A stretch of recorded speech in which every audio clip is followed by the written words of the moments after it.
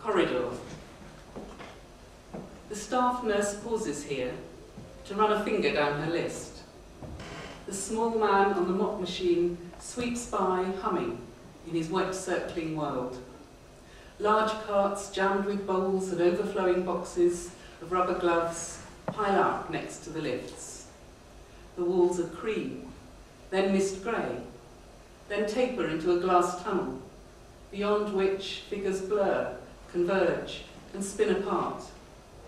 The shining floor folds back upon itself, ramps down, a flume. It sucks in trolleys, surgeons, scurrying juniors, nurses sauntering off duty, name tags flapping. It ferries patients, porters, parents, swirls them in and out of waiting areas. Neon dulls and elongates the flickering miles between stairwells and wards, sound chambers that reverberate with every hushed conversation. Only the visitors consult those signs, primary red, yellow and blue, that point east, west, paediatrics, toilets, urology, neurology. Nobody knows the way. The corridor possesses them. Subdued, they drift on the dry air through double doors, with their bunches of dahlias and paper cups, anxiously checking crumpled leaflets. What are the visiting hours? Where does this end? Will they be delivered at last to a bedside in a quiet corner where someone will be sitting up, pale against the pillows, tidying the oranges on a battered green metal fold-down table?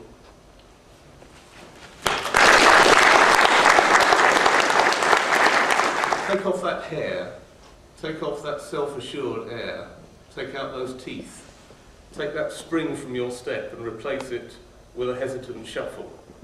Take the fresh whites of your eyes and smudge them yellow. Take off that sexual appeal, you won't be needing that anymore. The respect of others, your self-respect too. They'll have to go. Put on this extra weight, these jowls, these liver spots, this tremor, these restless nights, this peevish, fretful manner, this uncertainty, this fear, this fear. Come on, you don't think you're ready yet, but it's time. Your friends are all going. You're more tired than you know. And it's too late for another story. You've been telling yourself a story all day, acting it out too. A big exciting fantasy, a real humdinger. Now the story's over. Come and lie down.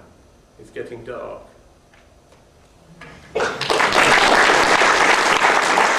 It's about a man.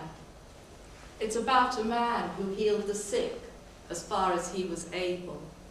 And this is the man who begged for penicillin to cure a child as far as he was able. It's about a man who burnt Fleming's letter when the answer came back, none to spare. And it's about a man who spoke at the funeral as far as he was able. And this is the man who 7 decades later still remembers the date on the letter he wrote. It's about a man who waits in his chair for a nurse to bring him whiskey and water. This is the man who drinks the new year in, although it's a man who can no longer hear, who peers out of his frame as far as he is able, who thinks his own thoughts. It's about a man who comforted others. Death is inevitable, comes to us all. It's about a man who is showered daily and who now understands as far as he is able.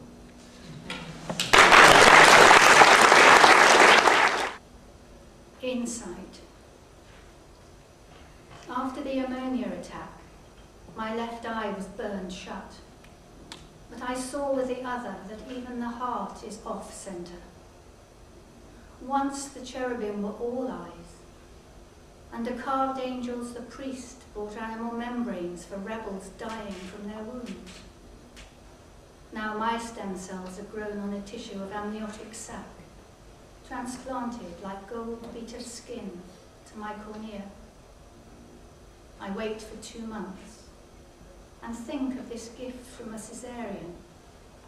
how we are both smitten and hallowed. As the cells multiply, I see the flicker shadow of beech leaves shaking out their green sunlight, and the insight of the swallow, passing one of his long tail feathers under the virgin's eyelid to remove grid.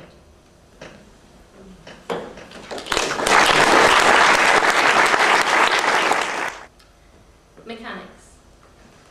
The night you told me, I dreamed an engine, and inside was something like those squid stretched out on washing lines in Greek ports.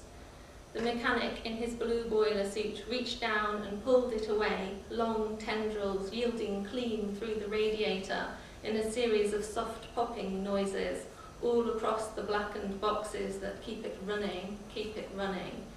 He held it up for me to see. Its pale red speckled skin suffers greyish underside translucent patches. And the second is called a Liberty bodice.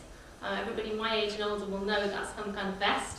And all you younger ones won't know what it is. Liberty bodice. A few days after the operation, the nurses let you into the shower room alone, the one with the mirror. The dressing on your left side is felted, fixed like the old-fashioned vests you wore to boarding school. From this angle, you're 12, embarrassed, packed away. From the other, you're a woman.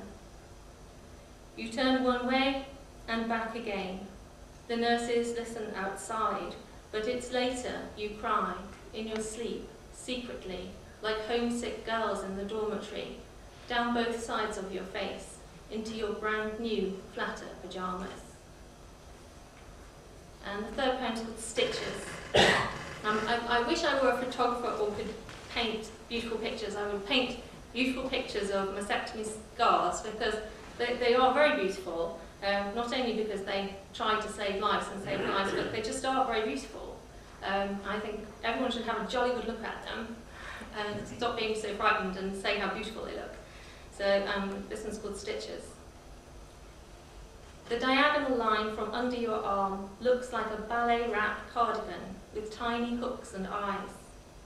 You knitted me one when I was 5, and when you ran out of pale blue wool, you improvised half of the front in purple leftover stripes.